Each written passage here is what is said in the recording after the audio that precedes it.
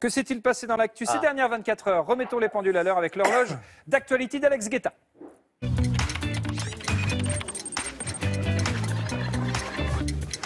Aujourd'hui, dans l'horloge d'actualité, on commence à 8 h, l'heure de parler de la course à l'Elysée. Plus que 73 jours avant le premier tour de la présidentielle, et pour l'instant, c'est Marine Le Pen qui est en tête avec 24% d'intention de vote. Elle dépasse d'une courte tête Emmanuel Macron avec ses 21%. François Fillon, lui, s'essouffle, ralenti par les affaires.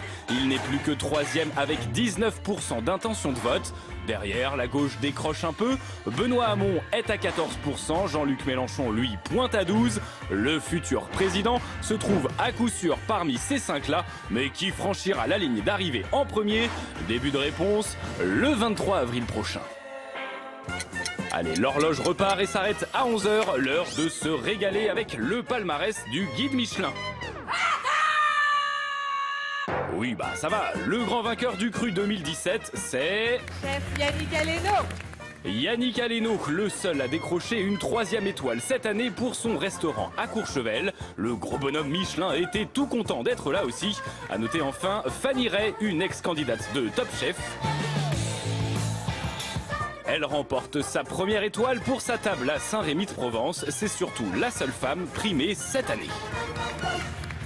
L'horloge est repue et repart à 15 h, l'heure à laquelle on apprend que notre bonne vieille Tour Eiffel pourrait être enfermée derrière un mur de verre. Alors, rassurez-vous, pas entièrement, le mur de verre atteindrait les 2,50 m de hauteur, une clôture anti-balles afin d'assurer la sécurité du monument et de ses visiteurs. Mais une clôture qui coûte cher, pas moins de 20 millions d'euros. À ce prix-là, ça doit être du solide.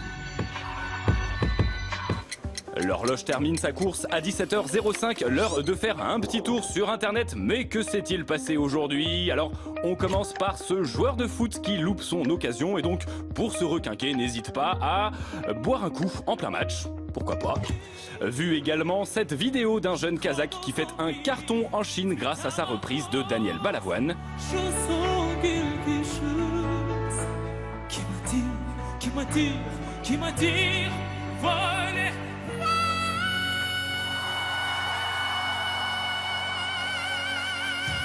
Bon, pour les paroles, c'est presque ça, mais niveau voix, là, on dit chapeau.